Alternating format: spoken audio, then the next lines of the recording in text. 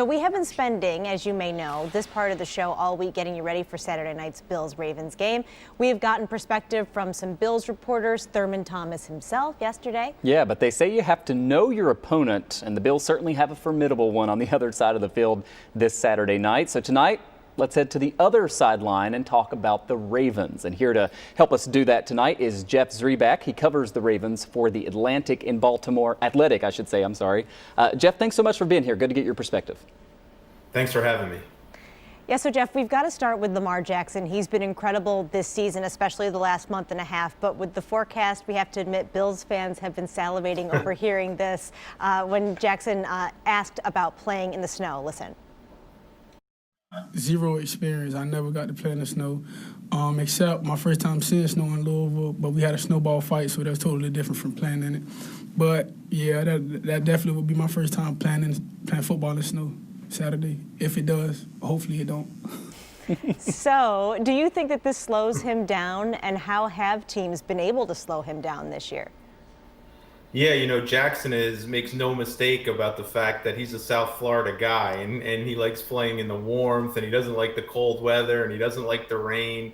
There's so much talk about how much bad weather and snow might influence both these teams. There's some case that the Ravens are the more run-oriented team, so maybe it would help them a little bit and slow down the Bills' high-powered passing attack. But the Ravens are so built around Lamar Jackson's speed and elusiveness. He's the guy that drives the train. So if the footing isn't good, or if the elements are really bad and ball handling is an issue, obviously that could affect the Ravens, when their top player is struggling a little bit. So, they're hoping for the better weather. They want no snow, I can promise you that.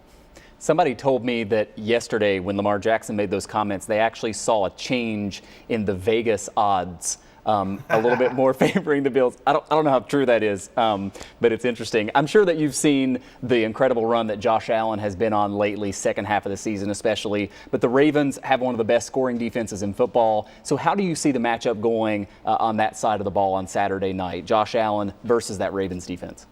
Yeah, it's so striking when you go back and watch that game in December when the two teams played and the Ravens just blitzed them pretty much every play.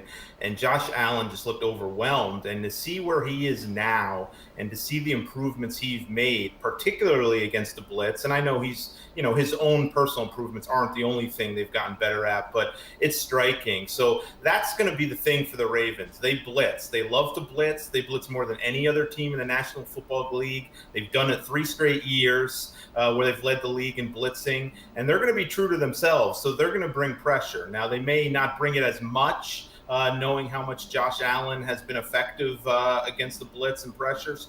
But they're going to bring it, and they're going to challenge him. I'm sure they're going to give him a bunch of different looks. But the game within the game there, between how they get pressure on Josh Allen and how he reacts, that's going to be fascinating to watch because Josh Allen is not the quarterback they played in December. I think we all know that. Jeff, we all know what this game means to Bills fans. It's kind of a big deal, the chance to make the AFC title game for the first time in 27 years. The Ravens have had a bit more success recently. So what's the feeling in Baltimore on the importance of this game? Yeah, you know what? I think in a sense, this is a Ravens team that's had a lot of success, that's won a couple Super Bowls over the last over the last 24 years. But their playoffs, they had, 2 straight years where they were one and done. They lost the first playoff game, and there was starting to become a reputation developed where, they'd get there and they couldn't advance. And I think there was some frustration with that, especially, a lot of it was put on Lamar Jackson's shoulders. He was 0-2 in his first 2 playoff games.